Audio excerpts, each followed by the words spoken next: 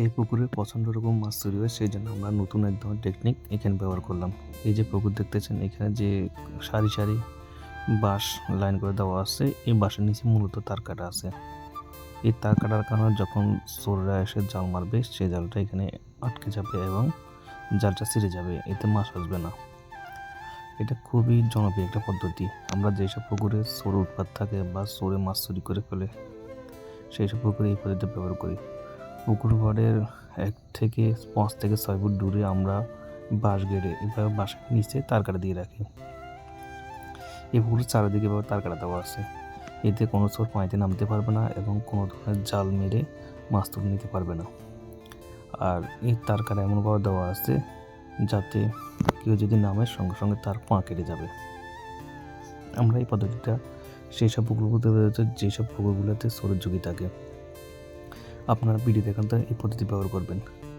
আপনার 2 বান্ডিল তার কাটা নিয়ে এভাবে বাঁশ দিয়ে একটা লম্বা করে লাইন টেনে দিবেন, পাশাপাশি ক্রস সিস্টেম করে তার কাটা দিবেন। এখন আমরা চেক করে দেখতেছি সবগুলো ঠিক আছে কিনা। এই পুকুর আপনি যতটুকু দেখবেন ঠিক ততটুকু পর্যন্ত এভাবে আমরা তার কাটা দিয়ে পুকুরটা করে ফেলছি।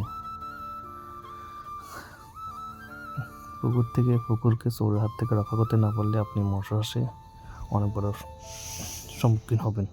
এভাবে তার কাটা দিলে পুকুরে একটা সিকিউরিটি হয় এবং চোরে চুরি করতে পারে না এবং আপনি পুকুরে পর্যাপ্ত পরিমাণ মাছ পাবেন।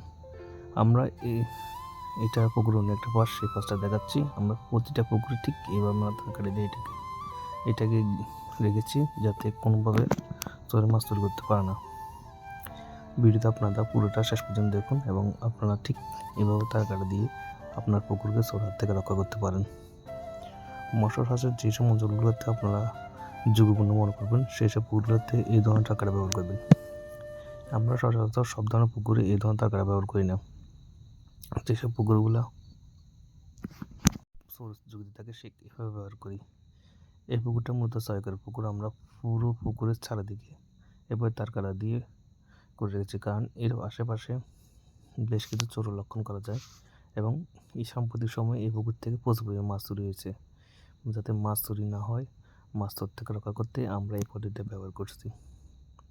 আপনারা এই পদ্ধতি ট্রাই করে দেখতে পারেন এবং শতভাগ আপনার মাছগুলো নিরাপদ থাকবে, সেফ থাকবে এবং আপনি আপনার পর্যাপ্ত মাছগুলো পুকুর থেকে যে মাছগুলো মজুত করবেন, সেই মাছগুলো বছর শেষে বুঝে পাবেন। আমরা এই পদ্ধতি দিয়ে অনেকটা সফল হয়েছি।